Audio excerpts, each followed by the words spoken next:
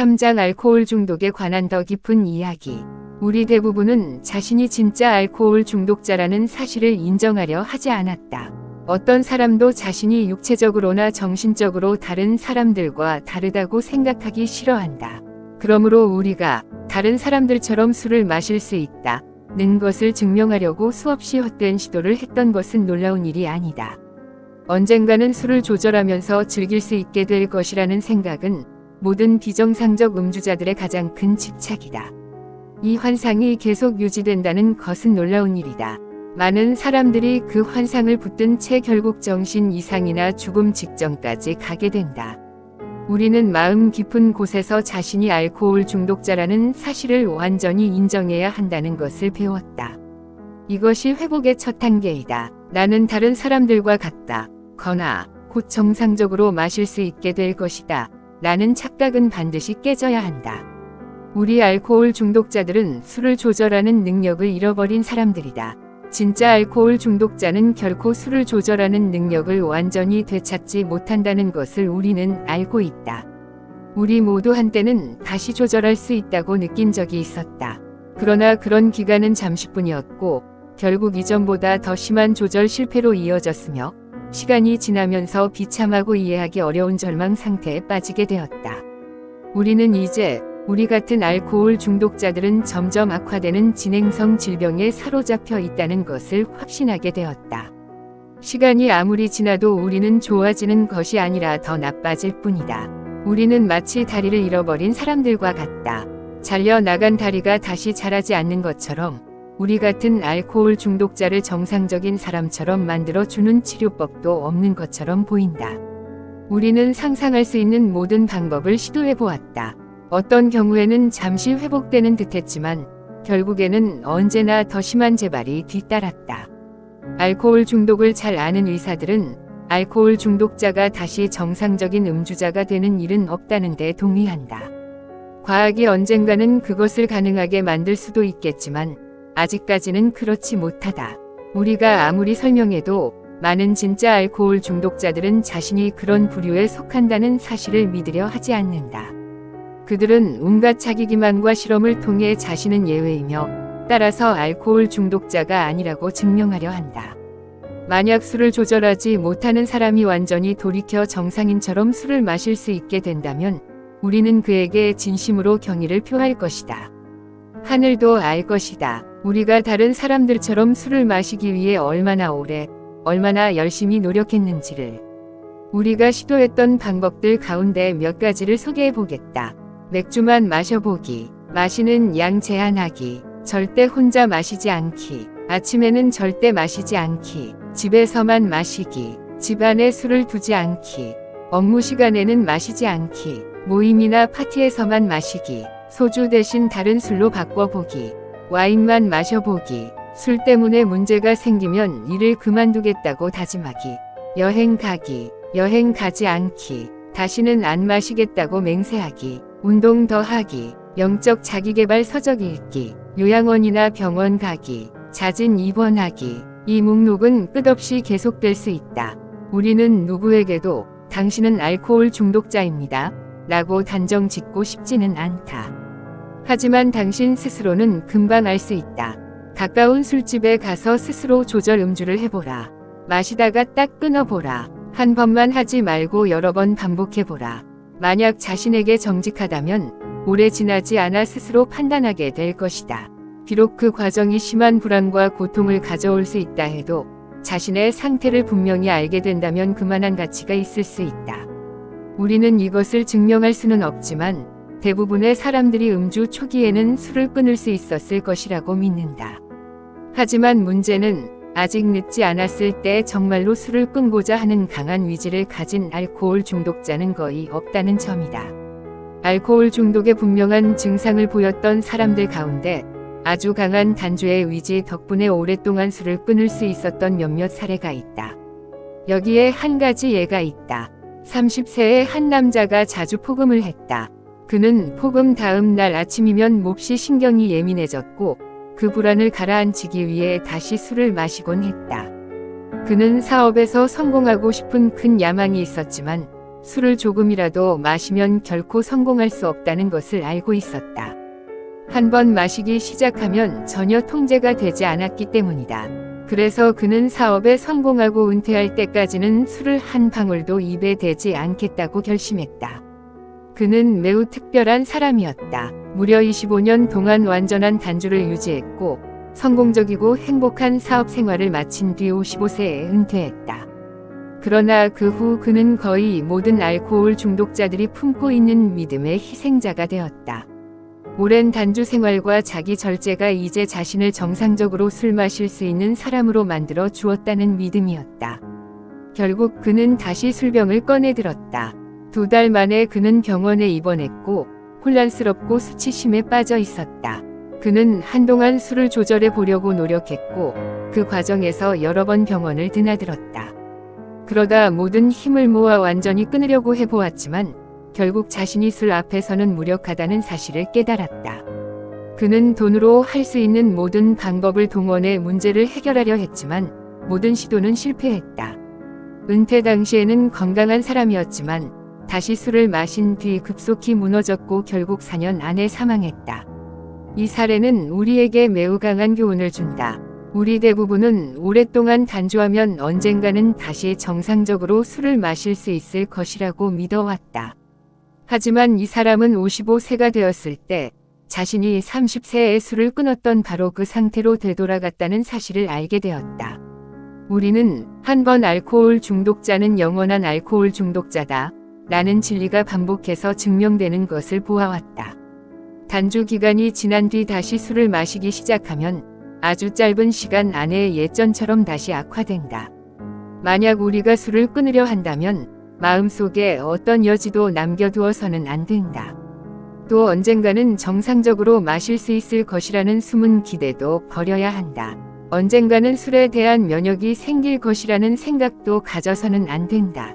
젊은 사람들은 이 사람의 경험을 보고 그처럼 자신의 위지력만으로도 술을 끊을 수 있을 것이라고 용기를 얻을지도 모른다. 하지만 우리는 많은 사람들이 그렇게 할 수 있을지 의문이다. 왜냐하면 진심으로 술을 끊고 싶어 하는 사람은 거의 없고 이미 생겨버린 특유의 정신적 왜곡 때문에 결국 이겨내지 못하기 때문이다. 우리 모임의 몇몇 사람들은 30세 이하였고 술을 마신 기간도 몇 년 되지 않았지만 20년 동안 마셔온 사람들과 똑같이 무력하다는 사실을 깨달았다. 심각한 영향을 받기 위해 반드시 오랜 세월 술을 마셔야 하는 것도 아니고 엄청난 양을 마셔야 하는 것도 아니다. 이것은 특히 여성들에게 더 그렇다. 알코올 중독 성향이 있는 여성들은 몇 년 안에 완전한 알코올 중독 상태가 되어 회복하기 어려운 수준까지 빠지는 경우가 많다. 알코올 중독자라는 말을 들으면 모욕이라고 느끼는 어떤 술꾼들은 정작 자신이 술을 끊지 못한다는 사실에 스스로 놀라곤 한다. 우리는 알코올 중독의 증상을 잘 알고 있기 때문에 어디서든 젊은 사람들 가운데 잠재적 알코올 중독자들을 많이 볼 수 있다. 하지만 그들 스스로 그것을 깨닫게 만드는 일은 쉽지 않다. 돌이켜보면 우리는 이미 위지력만으로 술을 끊을 수 있는 시점을 훨씬 지나서도 계속 술을 마셔 왔다고 느낀다. 만약 누군가 자신이 위험한 상태에 들어섰는지 의심된다면 1년 동안 술을 완전히 끊어보라. 만약 그가 진짜 알코올 중독자이고 이미 상당히 진행된 상태라면 성공 가능성은 매우 적다. 우리도 음주 초기에는 때때로 1년 이상 술을 끊고 지낸 적이 있었다. 하지만 결국 다시 심한 음주로 돌아가곤 했다. 비록 상당 기간 술을 끊을 수 있다고 해도 여전히 알코올 중독자가 될 가능성은 남아있을 수 있다. 우리는 이 책에 공감하는 사람들 가운데 1년 가까이 완전히 술을 끊은 상태를 유지할 수 있는 사람은 많지 않다고 생각한다. 어떤 사람들은 결심한 바로 다음 날 다시 술에 취해 버릴 것이고 대부분은 몇 주 안에 다시 마시게 될 것이다. 적당히 마실 수 없는 사람들에게 문제는 어떻게 완전히 끊을 것인가 이다. 물론 우리는 이 책을 읽는 사람이 술을 끊고자 하는 마음이 있다고 가정한다. 그 사람이 영적인 방법이 아닌 다른 방법으로 술을 끊을 수 있는지는 이미 술을 마실지 말지를 선택할 힘을 얼마나 잃어버렸는가에 달려있다. 우리 중 많은 사람들은 자신이 충분한 위지와 성격을 가지고 있다고 생각했다. 그리고 영원히 술을 끊고자 하는 강한 열망도 있었다. 하지만 우리는 그것이 불가능하다는 사실을 발견했다. 이것이 우리가 알고 있는 알코올 중독의 가장 이해하기 어려운 특징이다. 아무리 술을 끊어야 할 필요성과 의지가 커도 결국 술을 다시 마시게 된다는 것이다. 그렇다면 우리는 어떻게 독자들이 스스로 만족할 만한 방식으로 자신이 우리와 같은 사람인지 판단하도록 도울 수 있을까? 일정 기간 술을 끊어보는 실험도 도움이 될 수 있다. 하지만 우리는 고통받는 알코올 중독자들과 어쩌면 위합계 사람들에게도 더 큰 도움을 줄 수 있다고 생각한다. 그래서 우리는 재발 직전에 나타나는 몇 가지 정신 상태를 설명하려 한다. 왜냐하면 바로 그것이 문제의 핵심이기 때문이다. 도대체 어떤 생각이 알코올 중독자를 지배하기에 그는 첫 잔이 가져올 절망적인 결과를 알면서도 계속 반복해서 다시 마시는 것일까? 친구들은 그가 과음으로 인해 이혼이나 파산 직전까지 갔는데도 또다시 술집으로 향하는 모습을 보고 이해하지 못한다. 왜 그는 그렇게 하는가? 도대체 무슨 생각을 하고 있는 것일까? 첫 번째 사례의 주인공을 우리는 짐이라고 부르겠다. 그는 매력적인 아내와 가족이 있었고 수익성 좋은 자동차 대리점을 물려받았다. 그는 제1차 세계대전에서 훌륭한 경력을 남긴 사람이었다. 또 뛰어난 세일즈맨이었고 모두에게 호감을 사는 사람이었다. 우리가 보기에는 약간 신경질적인 성향만 빼면 총명하고 정상적인 사람이었다. 그는 35세가 될 때까지 술을 전혀 마시지 않았다. 그러나 몇 년 뒤에는 술에 취하면 몹시 난폭해져 결국 정신병원에 수용될 정도가 되었다. 그가 병원을 나온 뒤 우리와 만나게 되었다. 우리는 그에게 우리가 알고 있는 알코올 중독의 본질과 우리가 발견한 해결책에 대해 이야기해 주었다. 그는 회복을 시작했다. 가족은 다시 하나가 되었고 술 때문에 잃어버렸던 회사에서 판매원으로 일하기 시작했다. 한동안은 모든 일이 잘 풀렸다. 그러나 그는 영적인 삶을 더 깊게 키워가지는 못했다. 그러던 어느 날 그는 짧은 기간 동안 6번 이상 연달아 술에 취한 자신을 발견하고 큰 충격을 받았다. 그때마다 우리는 그와 함께 무슨 일이 있었는지를 자세히 되짚어 보았다. 그는 자신이 진짜 알코올 중독자이며 매우 심각한 상태에 있다는 사실을 인정했다. 또 계속 술을 마신다면 다시 정신병원에 가게 될 것이고 무엇보다 사랑하는 가족까지 잃게 되리라는 것도 알고 있었다. 그런데도 그는 또 술을 마셨다. 우리는 그에게 정확히 어떤 일이 있었는지 말해 달라고 부탁했다. 다음은 그의 이야기다. 화요일 아침 출근했을 때였습니다. 예전에 내가 운영하던 회사에서 이제는 판매원으로 일하고 있다는 사실에 짜증이 났습니다. 사장과 약간 말다툼도 했지만 심각한 정도는 아니었습니다. 그리고 시골 쪽으로 차를 몰고 가서 자동차를 살 가능성이 있는 고객 한 명을 만나보기로 했습니다. 가는 길에 배가 고파서 술집이 딸린 식당에 들렀습니다. 전혀 술을 마실 생각은 없었습니다. 그냥 샌드위치나 먹으려고 했을 뿐입니다. 또 그곳에서 자동차를 살 만한 고객을 만날 수도 있겠다고 생각했습니다. 그 식당은 내가 수년 동안 다니던 익숙한 곳이었습니다. 술을 끊고 있던 몇 달 동안에도 나는 거기서 여러 번 식사를 했었습니다. 나는 자리에 앉아 샌드위치와 우유 한 잔을 주문했습니다. 그때까지도 술 생각은 전혀 없었습니다. 샌드위치를 하나 더 주문하고 우유도 한 잔 더 마시기로 했습니다. 그런데 갑자기 이런 생각이 머리를 스쳤습니다. 배도 부른데 우유에 위스키를 조금만 타 마신다고 해서 해로울 건 없잖아. 나는 위스키를 주문해서 우유에 타 마셨다. 막연하게 이건 그리 현명한 행동은 아닌 것 같은데 라는 느낌은 있었다. 하지만 배가 부른 상태에서 마시는 것이니 괜찮을 거라고 스스로 안심했다. 그 실험이 너무도 별 문제 없이 지나가는 것처럼 느껴져서 나는 또 위스키를 주문해 다시 우유에 타 마셨다. 그것도 나를 괴롭히는 것 같지 않았기에 또 한 잔을 마셨다. 이렇게 해서 짐은 또 한 번 정신병원으로 향하는 길에 들어서게 되었다. 그에게는 강제 입원, 가족과 지위의 상실, 그리고 술이 언제나 가져왔던 극심한 정신적 육체적 고통이라는 위험이 분명히 있었다. 그는 자신이 알코올 중독자라는 사실에 대해 충분히 알고 있었다. 그런데도 우유에만 섞어 마시면 괜찮을 것이다 나는 어리석은 생각 하나 때문에 술을 마시지 말아야 할 모든 이유를 너무나 쉽게 밀어내 버렸다. 그 단어를 어떻게 정확히 정의하든 우리는 이것을 단순한 정신적 관계라고 부른다. 이처럼 균형 감각을 잃고 똑바로 생각하는 능력이 무너진 상태를 달리 무엇이라 부를 수 있겠는가? 당신은 이것이 극단적인 사례라고 생각할지도 모른다. 하지만 우리에게는 전혀 터무니없는 이야기가 아니다. 왜냐하면 이런 사고방식은 우리 모두의 특징이었기 때문이다. 사실 우리는 때때로 진보다 결과를 더 많이 생각하기도 했다. 그러나 언제나 이상한 정신적 현상이 있었다. 건전한 이성과 나란히 첫 잔을 마셔도 된다는 터무니없이 사소한 핑계가 반드시 함께 따라다녔던 것이다.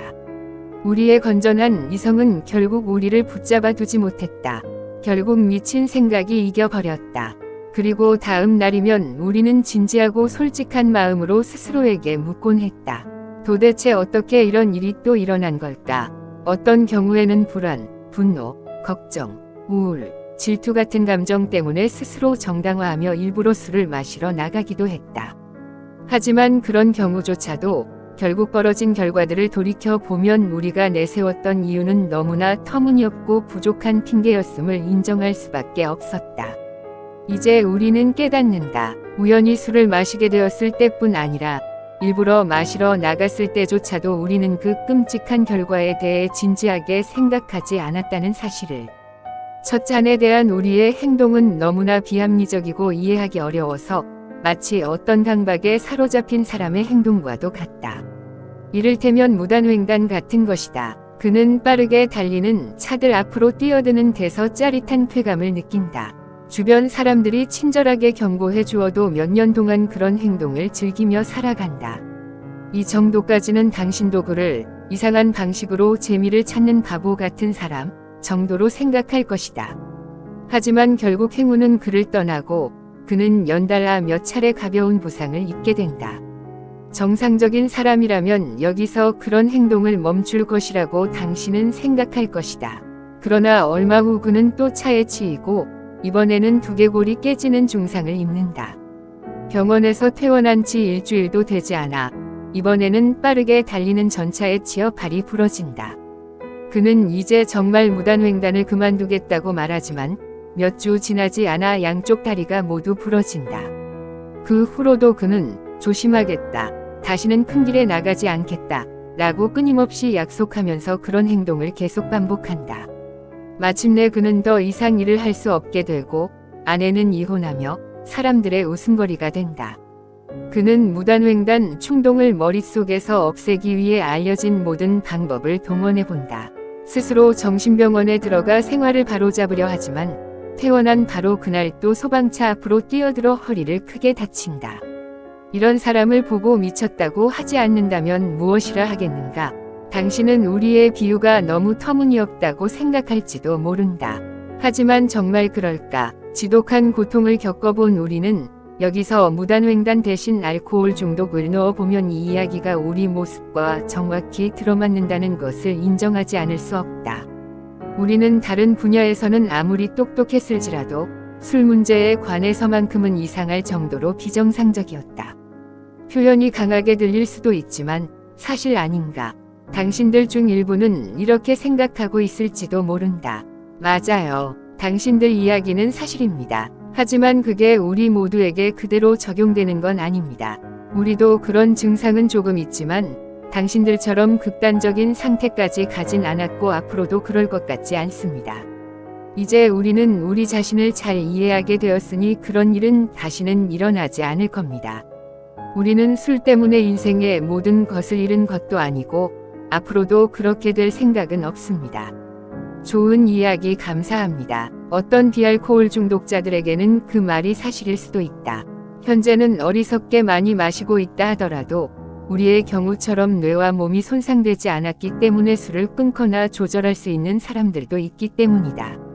그러나 실제 알코올 중독자이거나 잠재적인 알코올 중독자는 거의 예외 없이 자기 이해나 자기 지식만으로는 절대로 술을 끊을 수 없다. 이 점은 우리가 쓰라린 경험을 통해 깨닫게 된 사실이며 알코올 중독 독자들에게 거듭 강조하고 싶은 부분이다. 이제 또 다른 예를 들어보자. 프레드는 유명한 회계법인의 공동대표였다. 수입도 좋았고 훌륭한 집도 있었으며 행복한 결혼 생활을 하고 있었고 대학에 다니는 유망한 자녀들도 있었다. 그는 매우 매력적인 성격을 지녀 누구와도 쉽게 친구가 될 수 있는 사람이었다. 성공한 사업가의 전형을 찾는다면 바로 프레드 같은 사람이었다. 겉으로 보기에는 안정되고 균형 잡힌 사람이었다. 하지만 그는 알코올 중독자였다. 우리가 처음 프레드를 본 것은 약 1년 전 심한 신경쇠약 증상으로 병원에 입원해 있던 때였다. 그에게 그런 경험은 처음이었고 그는 그것을 몹시 부끄러워했다.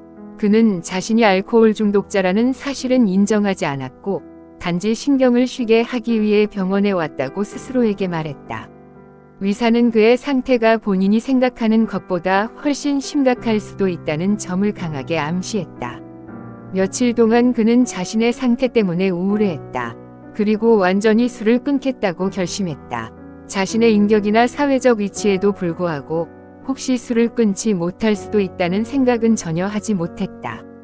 프레드는 자신이 알코올 중독자라는 사실도 믿지 않았고 더더욱 영적인 해결책이 필요하다는 것은 받아들이지 못했다. 우리는 그에게 우리가 알고 있는 알코올 중독에 대한 이야기를 들려주었다. 그는 관심을 보였고 자신에게도 그런 증상 일부가 있다는 점은 인정했다. 하지만 스스로의 힘만으로는 아무것도 할 수 없다는 사실까지 받아들이기에는 아직 멀어 보였다. 그는 이 굴욕적인 경험과 새롭게 얻은 지식만 있으면 남은 평생 술 없이 살 수 있다고 굳게 믿었다. 자기 지식이면 충분하다고 생각했던 것이다. 그 후 한동안 우리는 프레드 소식을 듣지 못했다. 그러던 어느 날 그가 다시 병원에 입원했다는 말을 들었다. 이번에는 몸을 심하게 떨고 있었다. 그는 곧 우리를 만나고 싶어 했다. 그가 들려준 이야기는 매우 교훈적이었다. 그는 반드시 술을 끊어야 한다는 확신이 있었고 술을 마실 이유도 전혀 없었으며 다른 모든 일에서는 뛰어난 판단력과 위지를 보이는 사람이었다. 그런데도 결국 다시 완전히 무너져 있었다. 그의 이야기를 직접 들어보자. 여러분이 알코올 중독에 대해 말해준 내용에 깊은 인상을 받았습니다. 솔직히 말해서 나는 다시 술을 마시게 될 거라고는 전혀 생각하지 않았습니다. 첫 잔을 마시기 전에 나타나는 미묘한 정신적 이상 상태에 대한 여러분의 설명도 이해가 갔습니다. 하지만 나는 이미 많은 것을 배웠기 때문에 그런 일이 내게 다시 일어날 리 없다고 확신했습니다. 나는 여러분만큼 심각하지도 않았고 다른 개인적인 문제들은 대부분 잘 극복해왔으니 여러분이 실패한 부분에서도 나는 성공할 수 있다고 생각했습니다. 위지력을 발휘하고 계속 경계만 하면 충분하다고 믿었습니다. 그런 생각으로 나는 다시 일상생활을 했고 한동안은 모든 것이 잘 되었습니다. 술 권유를 거절하는데 아무 문제도 없었고 오히려 이렇게 간단한 일을 내가 너무 어렵게 생각했던 건 아닐까 싶어지기 시작했습니다. 어느 날 나는 회계 관련 자료를 정부기관에 제출하기 위해 워싱턴에 갔습니다. 금주기간 동안 외지에 나가본 적도 있었기에 특별히 새로운 상황도 아니었습니다. 몸 상태도 좋았고 특별한 걱정거리나 문제도 없었습니다. 일도 성공적으로 끝났고 동업자들도 만족해할 거라고 생각했습니다. 완벽한 하루의 끝이었습니다. 걱정거리라고는 하나도 없었습니다. 호텔로 돌아와 천천히 저녁 식사 준비를 했습니다. 식당 문을 들어서는 순간 저녁과 함께 칵테일 2잔 정도 마시면 좋겠다는 생각이 스쳐 지나갔습니다. 그게 전부였습니다. 그 이상 아무 생각도 하지 않았습니다. 나는 칵테일과 식사를 주문했습니다. 그리고 칵테일을 한 잔 더 주문했습니다. 저녁 식사 후에는 산책을 하기로 했습니다. 호텔로 돌아왔을 때는 자기 전에 하이볼 한 잔 정도 괜찮겠다는 생각이 들었고 바에 들러 한 잔을 마셨습니다. 그날 밤 몇 잔을 더 마셨고 다음 날 아침에는 훨씬 더 많이 마신 것이 기억납니다. 뉴욕행 비행기에 타고 있었던 것과 공항에서 아내 대신 친절한 택시기사를 만났던 기억이 희미하게 남아 있습니다. 그 택시기사는 며칠 동안 나를 데리고 다녔습니다.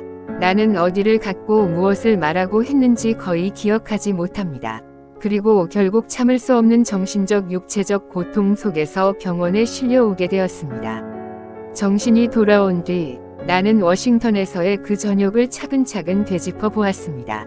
나는 단지 방심했던 것만이 아니었습니다. 첫 잔에 대해 어떤 저항도 하지 않았습니다. 이번에는 결과에 대해 전혀 생각하지 않았습니다.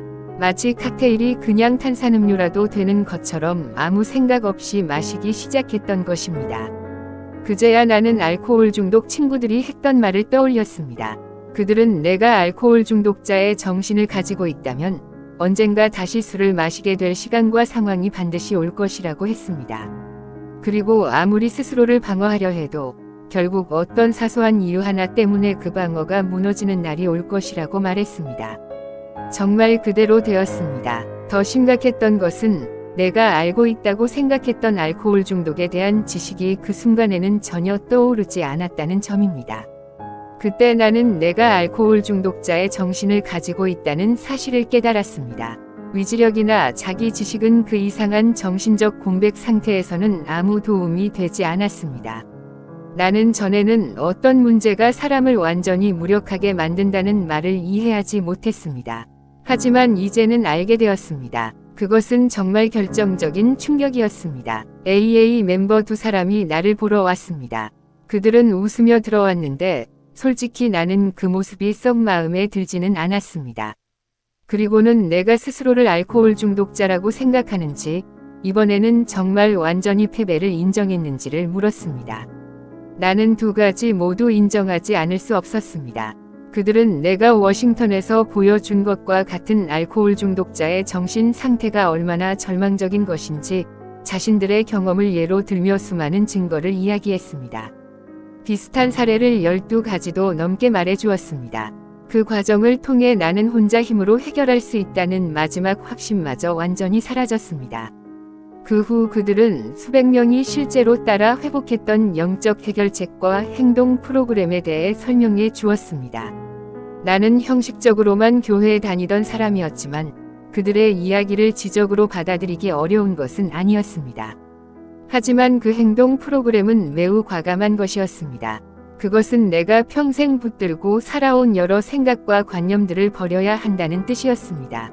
물론 쉬운 일은 아니었습니다. 하지만 그 과정을 따르기로 마음먹는 순간 이상하게도 내 알코올 중독 상태가 이미 완화되는 듯한 느낌이 들었습니다. 그리고 실제로도 그렇게 되었습니다. 그에 못지않게 중요했던 것은 영적인 원칙들이 내 모든 문제를 해결해 줄 수 있다는 사실을 발견한 것이었습니다. 그 후 나는 이전보다 훨씬 더 만족스럽고 더 의미 있는 삶의 방식으로 들어가게 되었습니다. 예전의 삶도 나쁜 삶은 아니었습니다. 하지만 지금의 삶에서 가장 힘든 순간이라 해도 예전 삶의 가장 좋았던 순간과 바꾸고 싶지는 않습니다. 설령 가능하더라도 나는 절대로 예전 삶으로 돌아가지 않을 것입니다. 프레드의 이야기는 그 자체로 많은 것을 말해준다. 우리는 그의 이야기와 같은 사례가 수많은 사람들의 마음에 닿기를 바란다. 그가 겪은 것은 사실 고통의 시작에 불과했다. 대부분의 알코올 중독자들은 자신의 문제를 진지하게 해결하기 시작하기 전에 아주 심한 고통을 겪는다. 많은 의사들과 정신과 의사들도 우리의 결론에 동의한다. 세계적으로 유명한 한 병원의 간부 의사는 우리에게 이렇게 말했다. 평범한 알코올 중독자의 상태가 전반적으로 절망적이라는 당신들의 말에 나는 동의합니다. 특히 당신들 중 두 사람의 이야기를 들은 뒤에는 신이 도움이 없다면 그들이 100% 절망적인 상태였다는 점을 의심할 수 없었습니다. 만약 그 사람들이 우리 병원 환자로 오려고 했더라도 가능했다면 나는 받아들이지 않았을 겁니다. 그런 환자들은 너무 절망적이기 때문입니다. 나는 종교적인 사람은 아니지만 당신들 같은 경우에 적용되는 영적 접근 방식에 대해서는 깊은 존경심을 가지고 있습니다. 대부분의 경우 사실상 다른 해결책이 없습니다. 다시 말하자면 알코올 중독자는 어떤 순간이 되면